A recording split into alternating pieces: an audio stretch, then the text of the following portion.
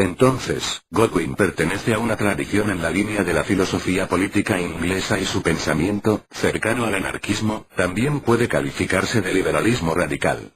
La cercanía entre formas extremas de liberalismo y el anarquismo no debe hacer olvidar que éste realiza una fuerte crítica económica como perteneciente a una forma de socialismo. Recordaré que Godwin, al margen de si su pensamiento era más liberal que socialista, consideraba a todos los seres humanos iguales y achacaba las diferencias sociales por unas condiciones mantenidas por las instituciones y el Estado. No obstante, hay que recordar también que la filosofía de Godwin se inserta en una sociedad en la que todavía no se ha desarrollado el capitalismo ni el movimiento obrero, algo que le distancia del anarquismo posterior.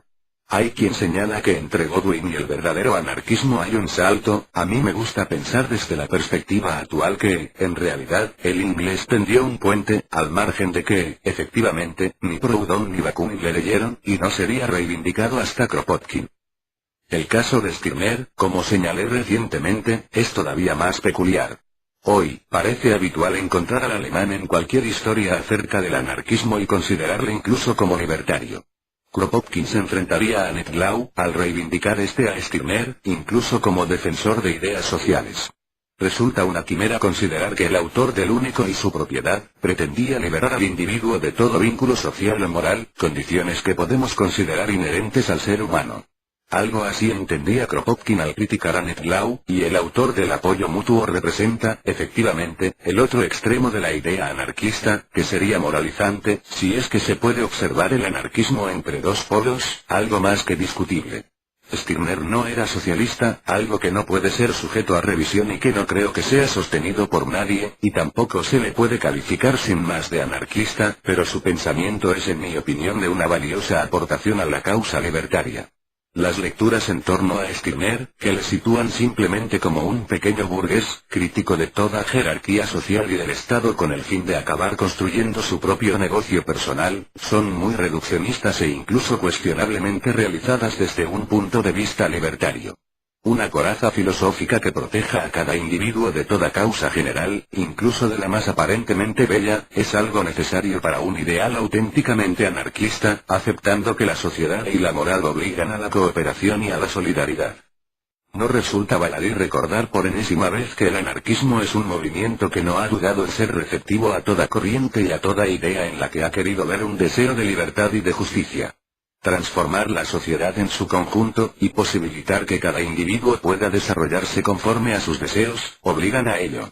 Incluso, la historia, y las condiciones en ella en que el ser humano ha conseguido mejorar en cualquier aspecto, es observada por los ácratas con un carácter más abierto que el mero materialismo histórico. Abad de Santillán escribió lo siguiente.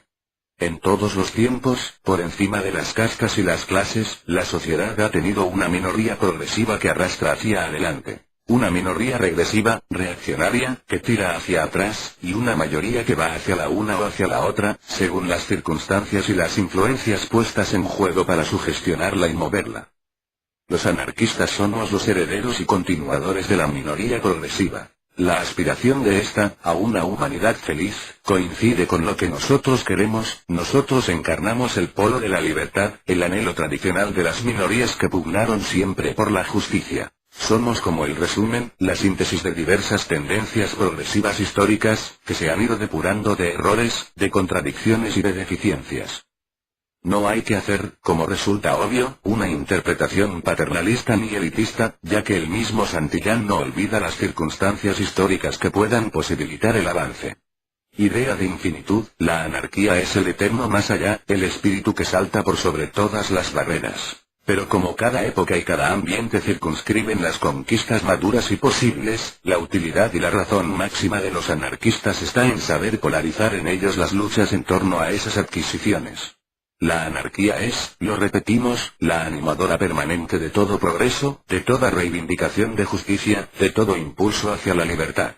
Y es en ese sentido que los anarquistas de una época y de un ambiente dados establecen su programa de acción y de trabajo, las bases y los objetivos inmediatos de su militancia y se convierten, para las grandes masas, en los símbolos de la lucha emancipadora.